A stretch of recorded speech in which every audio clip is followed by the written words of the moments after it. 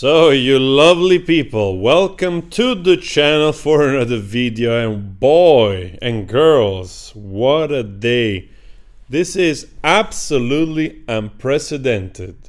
I have to say, I'm just blown away by the level of transparency that it's happening right here on Twitter. I have to admit, I wasn't so familiar with this Hunter Biden laptop, and now it's already older story. But what came out from Twitter, it just blows my mind. So let's talk about it. As you know, probably most of you know that this laptop was brought to repair by Hunter Biden and was left in a repair shop for a long time, to the point where basically became property of the shop owner. That's my understanding. But afterwards, of course, there was a lot of officials involved in retrieving the content of the hard disk. And it's my understanding that a big news outlet made a report on this content, sharing files. And what happened on basically Twitter was that there was communication in between the Biden team and Twitter officials, whatever, which they seem to lean dramatically, spectacularly towards, having a bias towards Democrats and Biden. So you have this entire thread here that, if you want, you can check out on Twitter, of course. I'm just going to go through some of them because I find that this to be incredibly remarkable, that to see the inner working of this, right? And then let's discuss what it meant. As you can see here, by 2020, requests from connected actors to delete tweets were routine.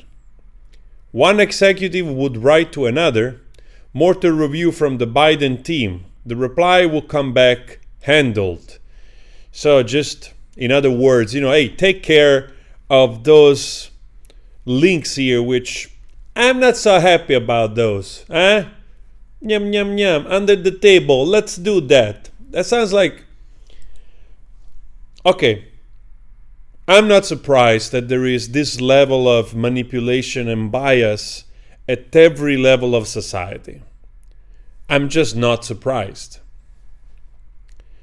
It would be surprising actually to expect that there will be transparency and honesty and basically being really at zero, even in the behavior, in the mannerism of politicians. So what Elon Musk is doing here, it's historical. It's historical, and also I have to admit, I feel that might be a little dangerous for him.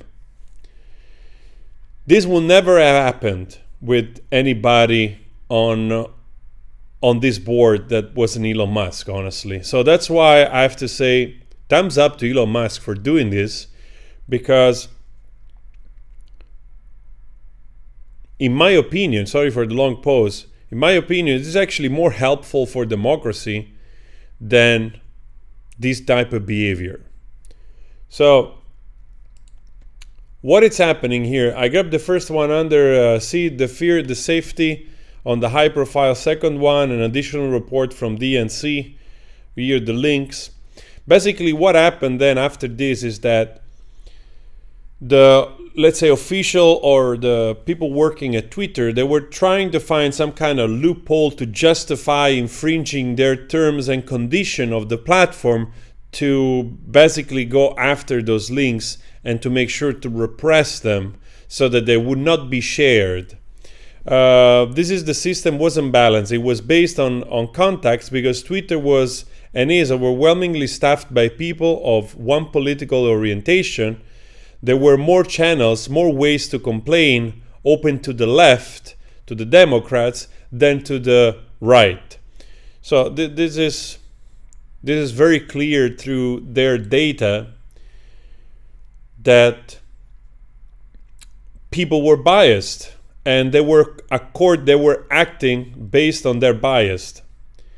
The resulting slants in content moderation decision is visible in the documents you're about to read. However, it's also the assessment of multiple current and former high-level executives. So the New York Post published Biden's secret emails and exposed based on the contents of Hunter Biden's abandoned laptop. So right here you got this article from October 14, 2020. So, White House spokeswoman Kayleigh McEnany was locked out of her account for tweeting about the story, promoting a furious letter from Trump campaign staffer Mike Hahn, who cited, at least pretended to care for the next 20 days. Wow. This is incredible, man. So, McEnany has been blocked out of her account for simply talking about the New York Post story. All she did was cite the story and first-hand reporting that has been reported by others outlets and not disputed by the Biden campaign. I need an answer immediately on when, how she will be unblocked. I also don't appreciate how nobody on this team called me regarding the news that you beat censoring news articles. Like I said, at least pretend to care for the next 20 days. This led public policy executive Caroline Strom to send out a polite what the heck query. Several employees noted that there was tension between the Commons policy terms, who had little less control over moderation, and the safety trust team. So, are you able to take a closer look and here? Thank you. Thanks for reaching out to us. Per checking, the user was bounced by site integrity for violating our Act material policy, adding them here for further insight and guidance. Thanks. So now remember, like, this Act material policy thing, right? Because it goes on with this sort of loop to justify their action. And there is a little bit of, like, you know, like playing around here with words, which is in the end is not justified what they were doing. Can see the confusion in the following lengthy exchange, which ends up including Gadde and former Trust and Safety Chief Yoel Roth. Comms official Trenton Kennedy writes, I'm struggling to understand the policy basis for marking this as unsafe. So basically, you can read this, but I'm going to try to skip a little bit forward because it's pretty long. What they were doing, Twitter, is that when you will click on a link, they will basically mark it as unsafe, or that will give you a warning, or they will give you that, the red slash on the HTTPS address of the page to mark it that you're in danger. You might get to something that it's hacked. So basically trying to scare off people from continuing, to leave Twitter to go to this other Act or whatever website to check those links. So they were basically repressing those informations. So to which former Deputy General Counsel Jim Baker again seemed to advise staying the non-course because caution is warranted. Okay, I support the conclusion that we need more facts to assess whether the material were hacked. At this stage, however, it is reasonable for us to assume that they may have been and that caution is warranted. There are some facts that indicate that the materials may have been hacked, while there are others indicating that the computer was either abandoned and or the owner consented to allow the repair shop to access it for at least some purposes. We simply need more information. Now we know that the laptop was abandoned. It was like a $80 repair bill, and this guy never showed up. He probably forgot.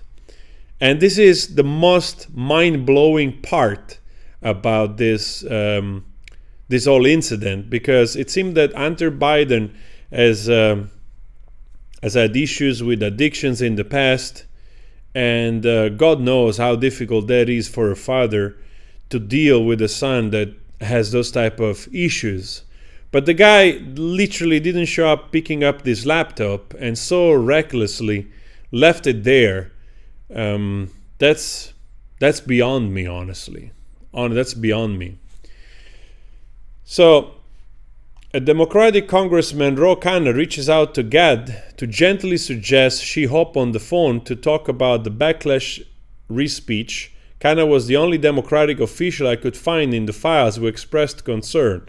Yes, so Khanna, basically, this congressman, Khanna, was concerned that they were infringing on free speech and that their policies of hacked material wasn't justified because the stuff was already out there, and basically they couldn't go after the New York Post for getting their hands on this material and report on it, which is their right. So thank you for reaching out, and we appreciate the heads up. We put out a clarifying thread on the tweet earlier this evening to explain our policy around the posting of private information and linking directly to hacked material. The press secretary's account was not permanently suspended. We requested that she deleted the tweet containing material that is in violation of our rules, and her account is restricted until she complies.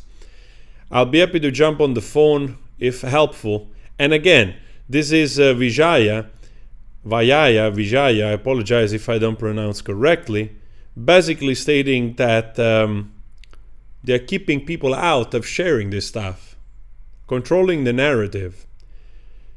So let's see here the reply. Hope you're well, Vijaya, but this seems a violation of the First Amendment principles. If there is a hack of classified information or other information that could expose a serious war crime and the New York Times was to publish it, I think the New York Times, I suppose, right, should have the right. A journalist should not be held accountable for the illegal action of the source unless they actively aided the hack. So to restrict the distribution of them material, especially regarding a presidential candidate, seem not in the keeping of the principle of the New York Times versus Sullivan v. Sullivan. I say this as a total Biden partisan and convinced he didn't do anything wrong, but the story now has become more about censorship than a relatively innocuous email, and it's become a bigger deal than it would have been. It also is now leading to serious effort to curtail Section 230, many of which would have been a mistake. I believe Twitter itself should curtail what it recommends or put it in the trending news, and your policy against QAnon groups is all good. It's a hard balance, but in the heat of a presidential campaign, restricting dissemination of newspaper article seem like it will invite more backlash than it will do good. I mean, this guy is totally good, and good on him, because seems like one of those officials that actually did have at heart the core of what it means to try to run a democracy. So make no mistake, if the right, if the right was more in control of Twitter, right? And they were doing this type of thing, being biased toward their candidate and trying to undermine in any way the other candidate, would be absolutely wrong. And that's why every time, like, I think I was talking on the stream last time, it's like, personally, I have the feeling like that Elon Musk has done an historical thing that could actually help democracy be more transparent and more honest towards the public, because this really goes beyond left and right. This goes beyond in trying to run it properly. If you think that on the left there is virtues, only virtues are on the left, that everything that it's good and fair, it's on the far left, and that gives you the entitlement to filter information, and when you have the power, you corrupt that power in order to drive the narrative where you want, that's not democracy. That's corruption. That's a form of tyranny. And at least in my opinion, call me out if you think I'm wrong, and I will not personally accept this in the other way as well. So thumbs up to Elon Musk, man. I really hope this guy stay alive, because this is big stuff. And again, I know there's going to be people going like, you say they robbed the election in the US. Honestly, I don't think this has too much to do with the election, though. Even though it's unclear to me what kind of a huge effect could have. But you know, imagine all the stuff that could come up with Donald Trump and Capitol Hill and all these people that showed up, and if there was organization, probably those information are there.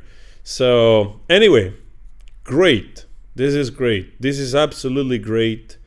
And if anything, you know, if Joe Biden, it's innocent, because obviously you cannot be responsible for everything that your son does, or whatever business he's trying to do or connect with or whatever, even if he's trying to connect something to you, with you, at the time, former vice president. So you're not, you know, it's another individual. Good or bad that he does, it's also on him, on this Hunter Biden. So we will see what it comes out of this, but I truly enjoyed this. This is really an historical moment, honestly. So anyway, guys, please consider subscribing. Talk to you later. Ciao.